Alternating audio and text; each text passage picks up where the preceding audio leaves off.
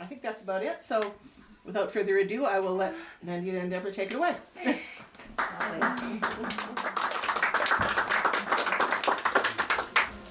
So thank you everyone for coming today. And so this our group is known as, it's a small group, it's known as Flavours of India. Just started this group about 4 years ago. Started doing music and storytelling from India and from all over the world, and it was very interesting that how people relate immediately to the stories from the east side. I guess human emotions are all universal, and so is the music. So that's what we do. This is Deborah Judith, a highly accomplished pianist, and so we will have some music on. This is a slide guitar. So I'll play some Indian songs, we will have some stories, and Deborah will be on piano. Go ahead, Deborah. Yes, and this is when we play together, there may probably be some fusion music happening. Sometimes I get into a very Eastern space. It keeps varying. But then on Thursday, there was all sorts of classical stuff weaving in, so that was very interesting. But the music for me comes spontaneously, so I can never plan it ahead of time, so it's always a surprise. And we are going to start with some chanting, and Nandita and I will do a chant to basically just kind of clear the space of anything that's not needed, more to bring in support. I would say myself calling in the holy presences, the listening universe to support and bless our experience as much as possible. So this is this a peace chant, Nandita? Yeah. So this is a chant we will do from Upanishad. These Upanishads were written about 1200 BC in the language Sanskrit. So it will be me and Deborah. Sarvesham Mangalam Bhavatu.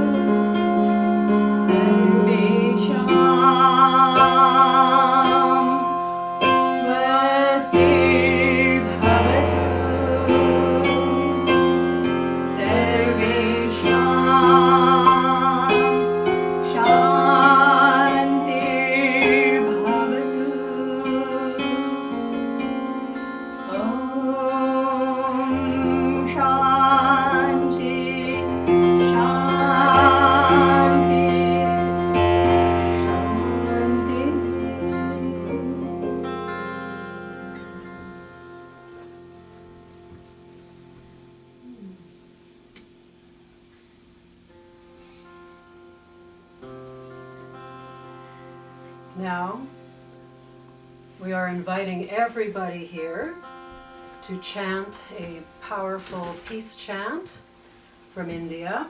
It's a chant to Shiva, who is a divine manifestation of peace and many other things, but we're calling in the peaceful aspect. And it's just Om Namah Shivaya.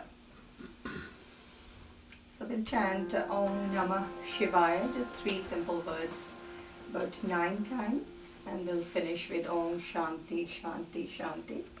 And Shiva is just a symbol of bliss, the pure bliss, and divine love and peace, and he resides in all of us. So let's invoke Lord Shiva.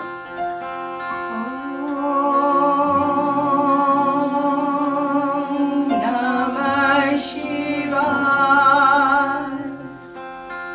Om Namah Shivaya. Om Namah Shivaya. Om Namah Shivaya. Om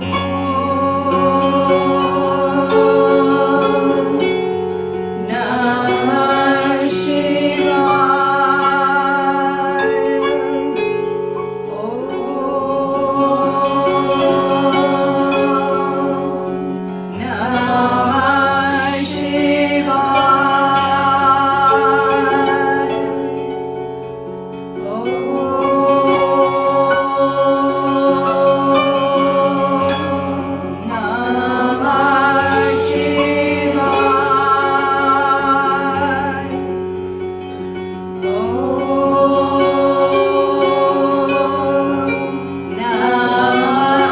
Shivaya. Om Namah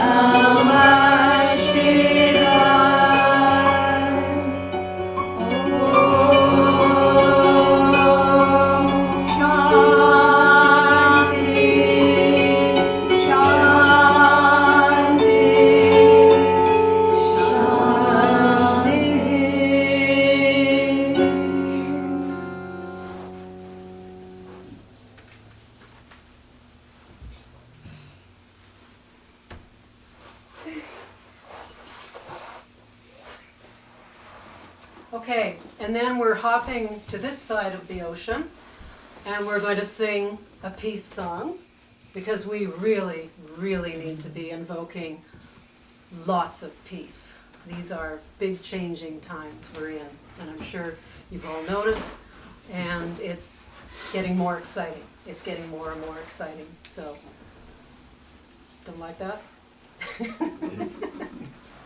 So we're going to sing a short soul song called Love, Peace, and Harmony. Some of you are already familiar with it. There are 5 lines. I love my heart and soul. I love all humanity. Join hearts and souls together. Love, peace, and harmony. Love, peace, and harmony. So we'll just start. We will be singing this 5 or 7 times. And you can just start following in when you're ready.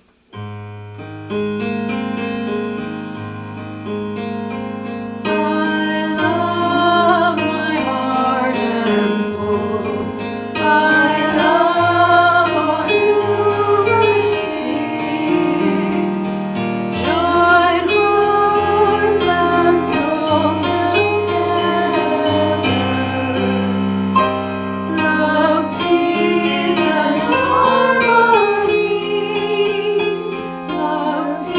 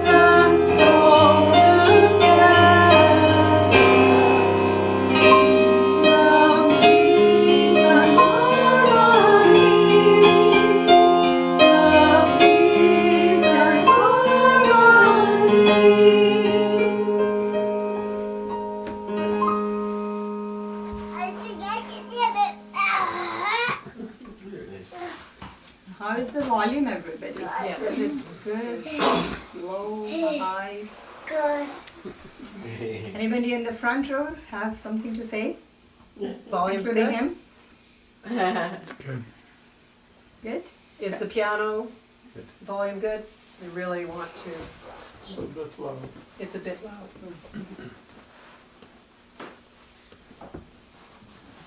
Okay, I'm going to do a solo now.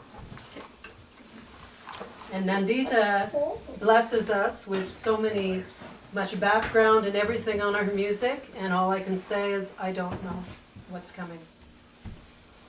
And it's interesting that that is how I express creatively, because that's not my ego typicality.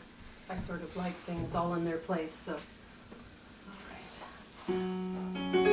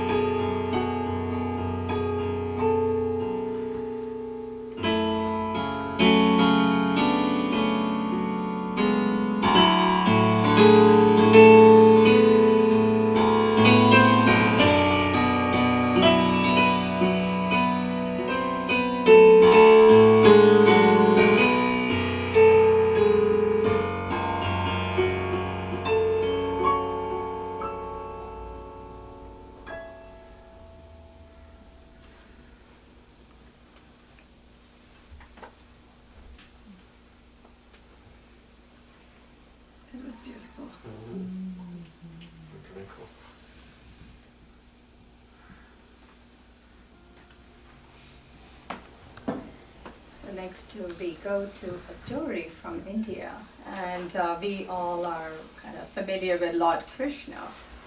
When we usually see the photo or a picture of Lord Krishna, he is depicted as he's on a chariot with Arjun, and he's giving the talks and the speech in the battlefield of Kurukshetra. That's how we got Bhagavad Gita.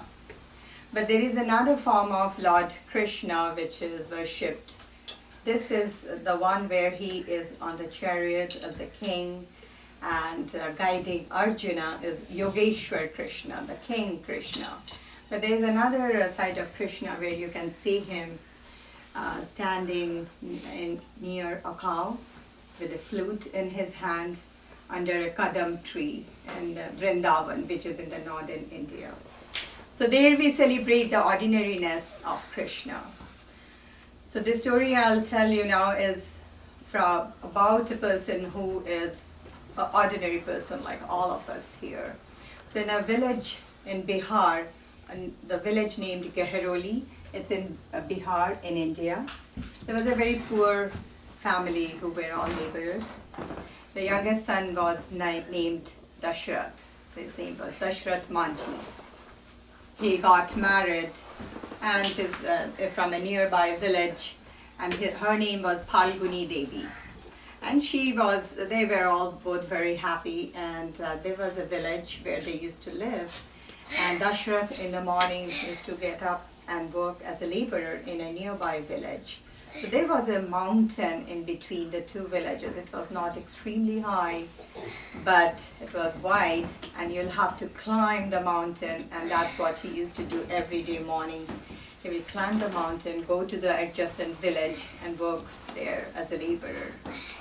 And in the lunchtime, his wife will bring the food for him. Usually these are handmade roti and then some lentil soup, which we call dal, and something very ordinary.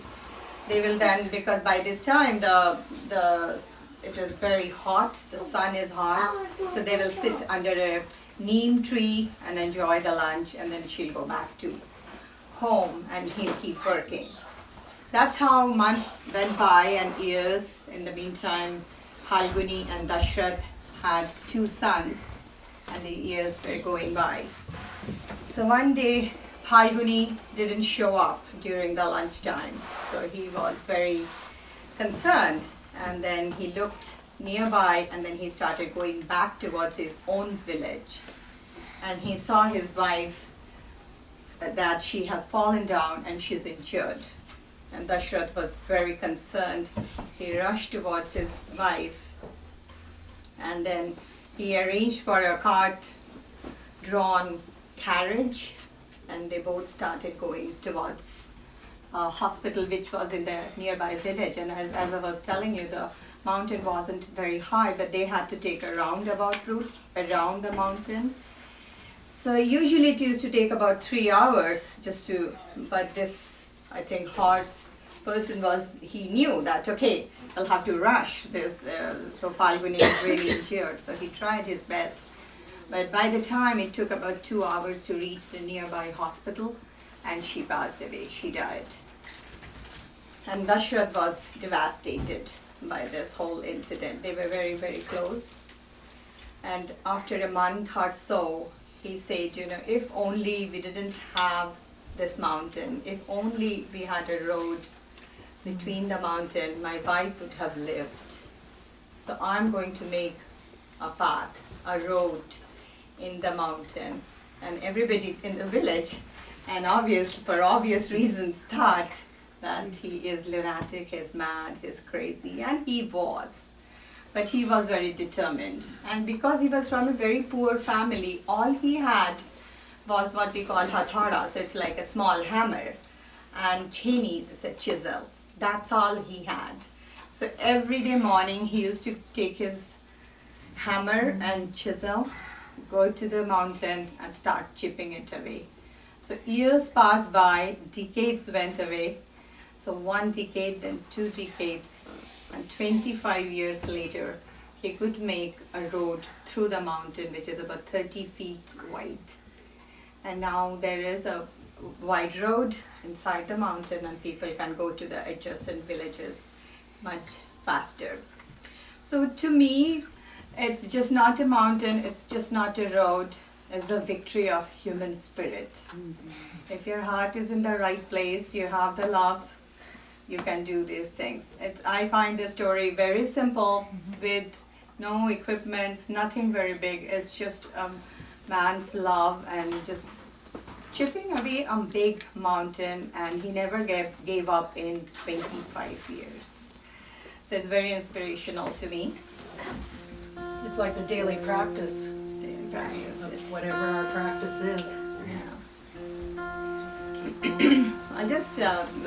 This story always reminds me of one song from Rabindranath Tagore. He was a 19th century poet, and so he was a lyricist, a composer, and he has lots of, so I had to write it down actually what and all he did.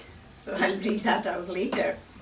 But he's wrote this song, and he said, if your heart is in the right place, you call people and no one responds, just walk alone in your path. So the song, I'll just sing one line. যদি তোর ডাক শুনে কেউ না আসে তবে একলা চলো রে, যদি তোর ডাক শুনে কেউ না আসে তবে একলা চলো রে, একলা চলো একলা চলো একলা চলো একলা চলো রে, যদি তোর না আসে তবে একলা চলো রে. We played this song together? No. I just sang because every time I remember this No, song. we're gonna play this now. So the next song is from in Hindi, and it just says that, you know, if you wait in the life for big events, the big successes, big incidents, big happiness, happiness will probably always elude you, or you'll find it rarely. So just enjoy the small success, small happiness, small incidents, everything in your path, and you'll always be happy. And this one we are going to play together, Deborah. Yes. I think I played this one with you before. Marva, is it anybody? There's two people who are just parking the car. So should I wait? How close are they here? They're taking pictures in the street. We're taking pictures. Okay, so These people themselves. I don't know. Okay.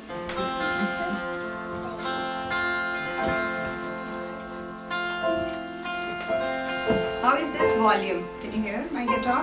I can hear it.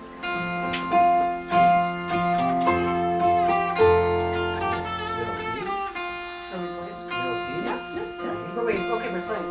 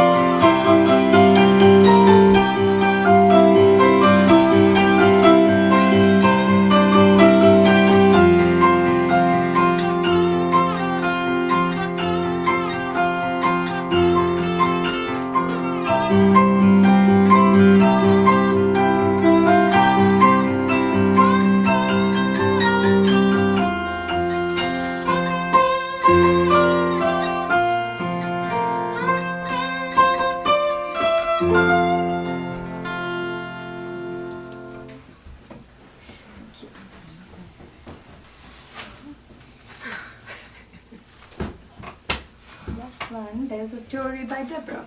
Yes. Okay, well, when I knew I was going to be doing a story, I immediately got a message from Amba. Oh, it's something to do with me. Amba, that is.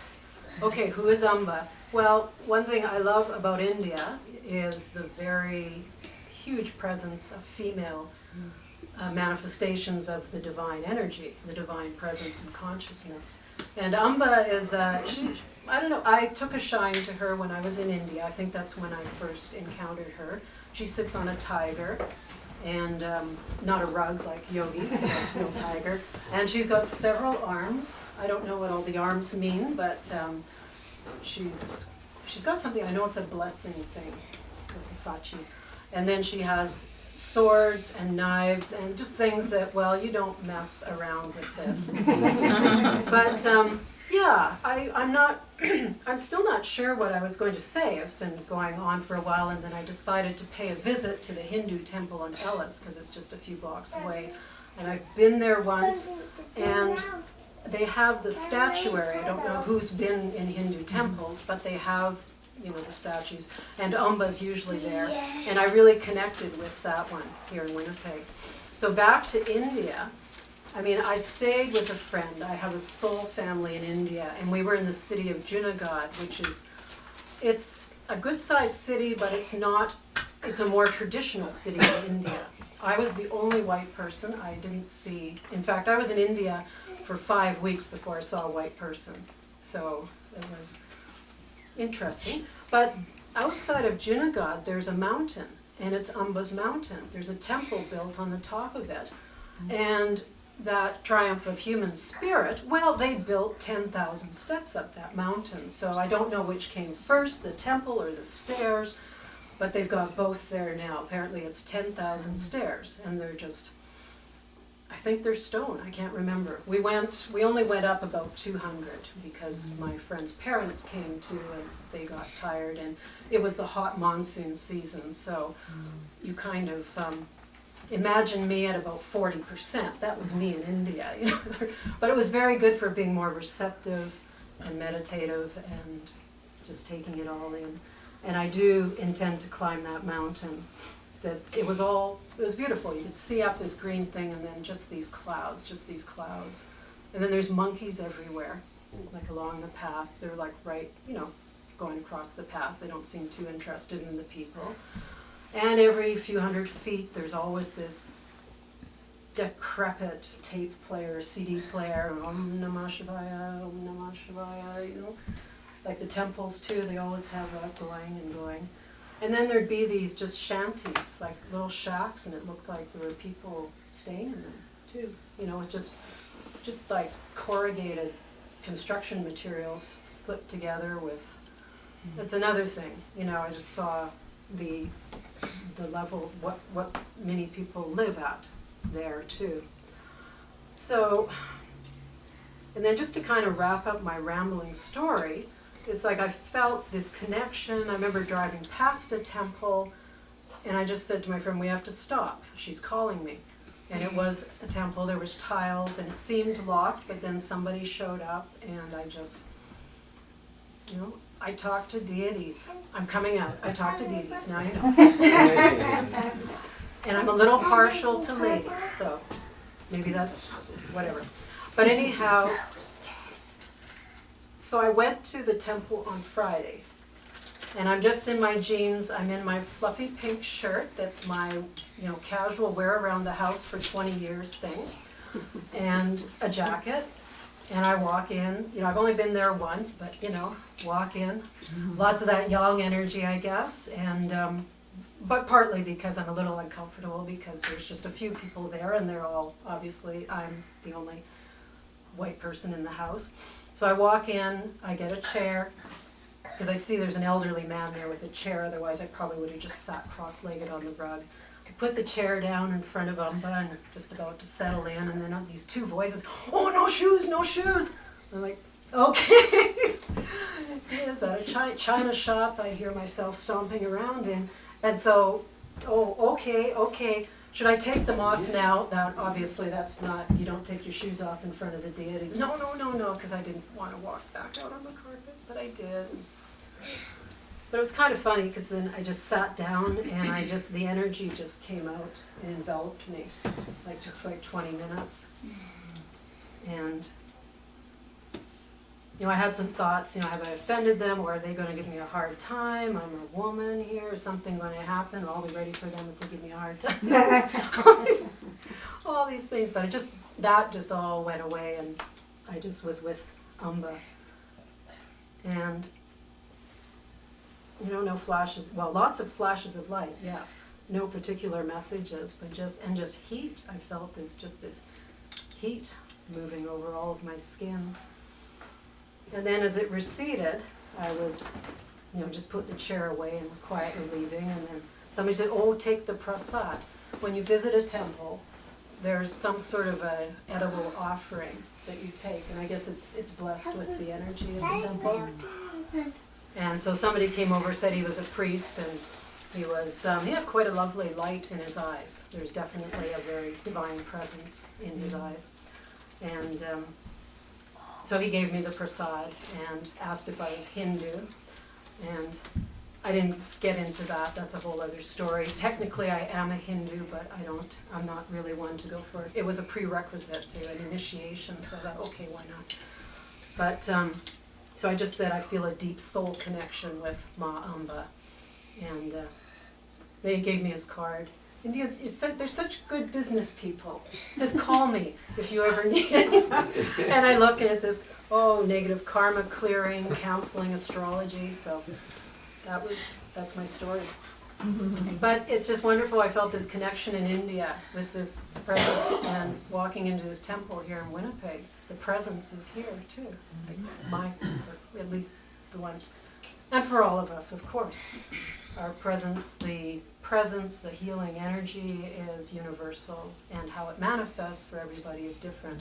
For some it may be through healing and medicine or nature. It's just the creative force of this universe is so frickin' awesome. It'll manifest whatever our favorite thing is, or if it's total nothingness, it'll manifest that. It's beyond, it encompasses everything and nothing, and is greater than that. And that's the end of my story. That's nice. Yeah, it always, when we started rehearsing together, I just talked about Shiva and Brahma and Shiva and Shakti and things like that. And Deborah said, no, we will have to talk more about goddesses, because there is Durga, there is Amba, there is Saraswati. How can you ignore the feminine divine power? So that's one thing I have learned definitely from Deborah, that that is very strong in Hinduism. While growing up, I think because it was a part of my growing up, I didn't look into that, or didn't realize it. I never thought that I'll have to give a thought specially to the feminine divine power. It was Deborah's credit that she pointed it out, that you just can't keep talking about Brahma and Indra and Shiva, and Krishna, which I all the time talk about. So I'll go to the next song? Yeah. Yeah. So I just wrote this down. Rabindranath Tagore is a 19th century poet, and he is definitely one of my favorites. And I wrote it down because what he did, basically his writings were very influenced by the teachings of Upanishad, which are the old Sanskrit scripts, Hindu scriptures.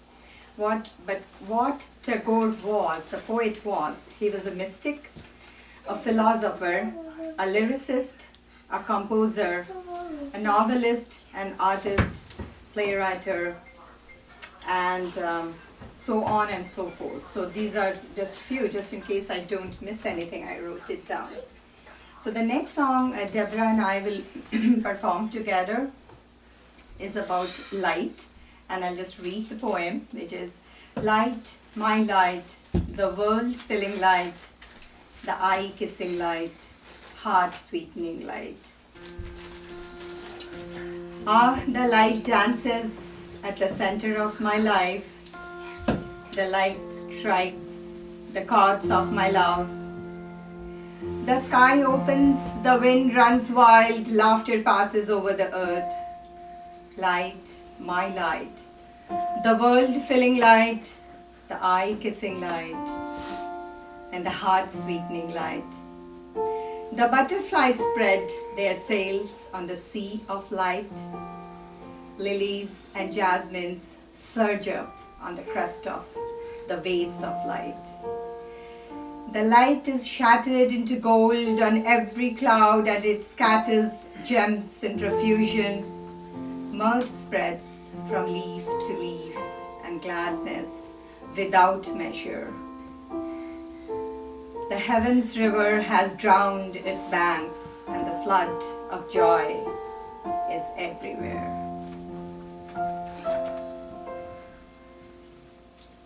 So this.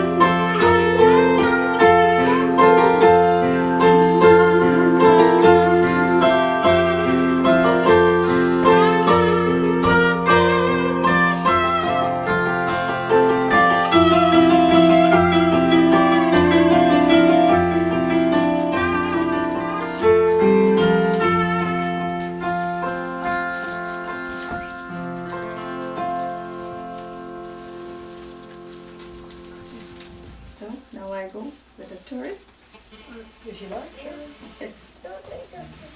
When is your next story, Deborah? I don't understand what I printed out, so it's later. Maybe later. It's later.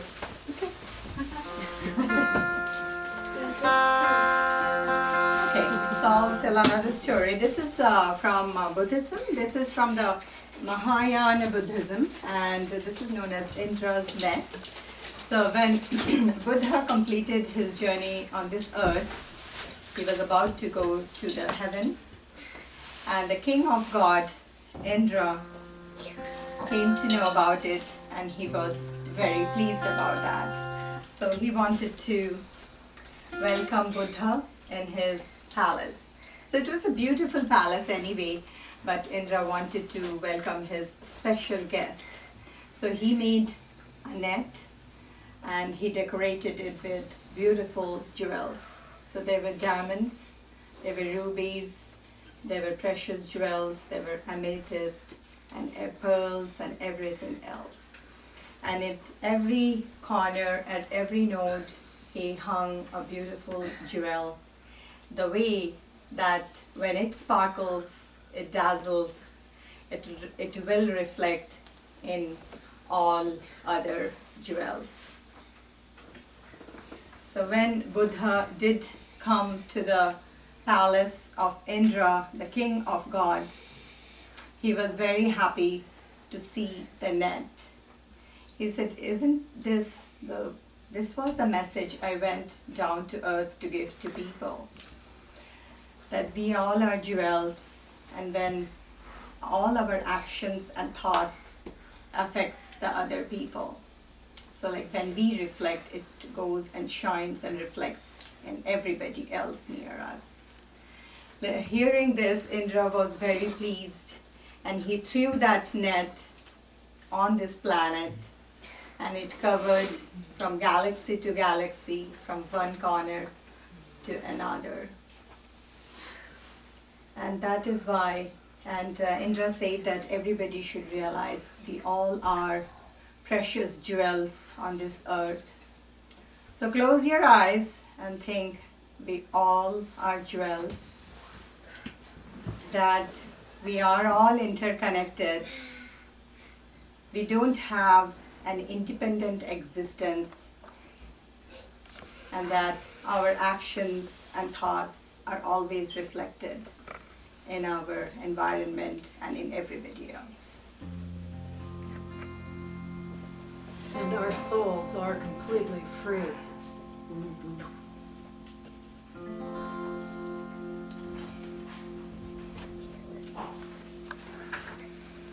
So maybe you go with the story, Deborah, and then we'll But go I just with... did a story. Okay, We should do more music. Okay, sure. Okay, so this is another song. This song is based on Rag Bhairavi, and again the melody is actually based on Tagore's poetry, and I'll just translate it quickly here. And this is not a real song, and it has been lost definitely in translation. I just kind of wrote very casually based on the song. It says that, that Brahman, the supreme being, is manifested in each of us. So when a baby is born, that supreme being gets manifested in the human body. Oh, the supreme being who is always new, let us feel the manifestation of her in every birth. May you shine the way bright sun comes out, dispelling fog. Oh, the Supreme Being, manifest yourself, piercing the maze of unmanifest. May the joy of life reveal again. Music resounds in horizon, and so it resounds in my heart. Lord, the Supreme Being, manifest yourself in each of us.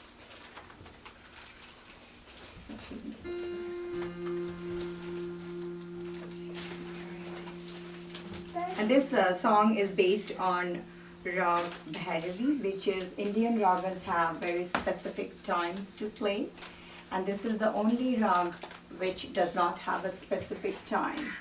Usually when the big artists finish their programs of long performances, they finish with this rag, but there is no time. You can play it any time of the day. So I'll play the scale, Deborah, and then we'll start Okay. the melody. Thank you.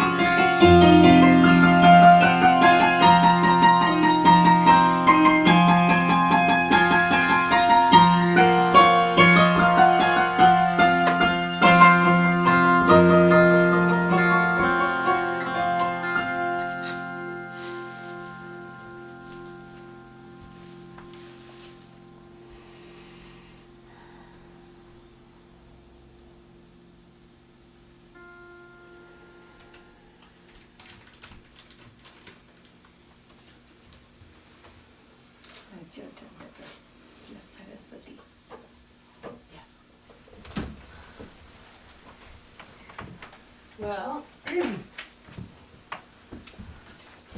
it seems the goddess had an eye on me from a fairly early age, because when I was about 18, I so had loved, when I was a kid in the 60s, what was going on in California. Anybody else dream to be a hippie and just run away? Oh, there was that. I saw. Oh yeah. And in the 70s, well, boutiques got to Winnipeg. That was one, I guess maybe that was there were the mods and the hippies. Maybe the boutiques were more the affluent side of things. I don't know. But I went to these boutiques, and in Osborne Village was the strip for boutiques. And yeah. And there was an antique store downstairs from where the Toad is. Do you know its name? Do you remember its name? Or you were there? I don't remember. Yeah. Okay, it was just some antique store. Well, I went in there and just saw this. There was a smaller Krishna, more delicate Krishna. I recognize Krishna. But this is a female figure, clearly with the nimbus, so a divine female figure. There's a swan in there. What are you? Yeah, there she is. There's this very slender neck, and that's her body. And she is holding a musical instrument. The tip of it, the tuning, I think, has broken off, and was broken off when I got it. Here's the part here where it's a veena, I believe. Veena, yes, and that's all I know about that instrument. But if you look at it, it's wonderful detail. It's probably ivory, I guess. Yes, yeah. And so I was about 18, and I was very curious, so I went home and Googled it immediately. Yeah, right. Just checking. I don't even know how I figured this out. I mean, I've forgotten how we did research back in the day. But within a week, it took... Library books. Yeah. But within a week, I knew it was Saraswati, because she had the swan. She's on the lotus. A lot of them are on the lotus, which is the flower of infinity, infinite petals. It's also a symbol for the transformation and transcendence that arises out of the muck, because the lotus grows out of mud, literally, mucky, wetty, yucky mud, and then opens up on the water. And Saraswati is the goddess of music and knowledge. And I just had to buy these. I mean, I'm an 18-year-old kid. Factor what things cost back then. She was $45. Whoa. Yeah, and Krishna was $35, and I just bought them without even thinking about it. However, I realized very blessed that my mother was also a musician and a piano teacher, and when I was 16, she already had students for me, so I already had a source of income. So that's another point I'm trying to make, is realize the miracle that is your life, because I didn't see what a miracle my life is for so long. And I just think, it's the eyes of perception. It's how we see our lives. If we see it through a gray mist, it is. We see it as a miracle, then we're just like, wow, I'm so blessed. I'm so blessed. And when I was in India, Saraswati was in every school and library. There's a beautiful statue of her.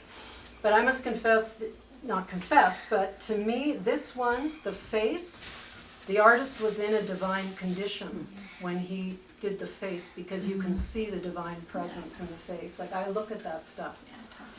And I've seen some Saraswati, and like they're very human expressions. And to me, the masterpieces of sculpting are when they catch that light in the face. But not, it may sound like I'm coming down hard on all these very humanistic looking statues and things, but I feel like I can't shout from enough rooftops and living rooms about the holy presence that is here, very obviously here. We may have been born thinking we were in a dead place. And why did you abandon me? You don't even exist, and all this angst that I wouldn't even say the word God till I was 18. I had to meet God to say the word God, because I couldn't say it dead, like just dead, donut, God, floor. Of course, it is God. It is the dawn, it is God. But I haven't, I've only seen that vision occasionally. So it's, I was 18, I had no idea. And then it's just, the rest of the journey, it makes so much sense. Like that was just, hello, we've got our eye on you. And there was something about them. And I've traveled a lot where I've had like no possessions practically. Right, Jim? Remember my rubber boots that I wore for months and months and months? And Jim and I have been through I many. thought that was preference. Oh, I love them. I love them. Jim and I have traveled on the spiritual journey together for, since before baby Megan was born, and baby Megan's now 30, so I think my story's done. Anyhow, but it's, and I'm sure Saraswati is blessing the music. An Indian Swami told me she's in my Kundalini, and I thought, well, that sounds good to me. So we will end today's evening's concert with good? Rag Bhairav. We'll do the Rag Bhairav. Bhairav means shiver. So before that, should we chant together? Om Shanti. Before we chant, I'd like to just, this song, I think Shiva is a trickster. The first time I played this song was at a birthday party. It was Darcy Adams' 50th birthday party at her home, which she's since moved out of. And when I played this song, I felt like I was just at a party. Well, I felt I got into a party mood. Usually at parties I'm feeling kind of introverted. And I felt like I was just rocking out all over the keyboard. I thought this Shiva song just totally rocks. Well, he's a trickster because he knows that's what I like, that's the energy I like. But every time I play this song, it's a whole different universe. It's a whole different dimension. And I said a couple of weeks ago we rehearsed, we played this song. Do you remember what I said? I said, I feel like I'm outside the house where there's a huge party going on and I'm knocking on the window and nobody's letting me in. That was how that experience was, which was lovely too. So we can chant. Yeah. How many times would you like to chant? 9. 9 times. Okay, Yeah, and it's good. yeah, Yeah, okay. How are we doing time-wise? we're perfect. Okay, good. So we will all chant Om Shanti Shanti Shanti all together, and then we will play Rag Bhairav and end today's session. And Shanti is Sanskrit for peace? Yeah, Shanti is peace.